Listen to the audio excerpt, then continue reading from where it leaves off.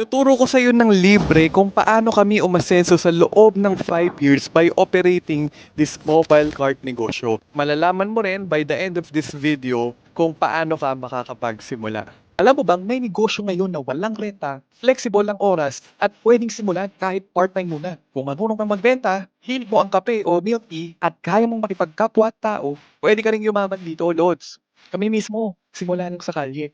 Walang malaking kapital, walang connections. Pero dahil mobile cart siya, kami ang pumupwesto sa maraming customers. Hindi kami naghihintay. Ngayon, 5 years na namin ginagawa to. At daan-daang Pinoy na ang nakastart ng sariling cart business.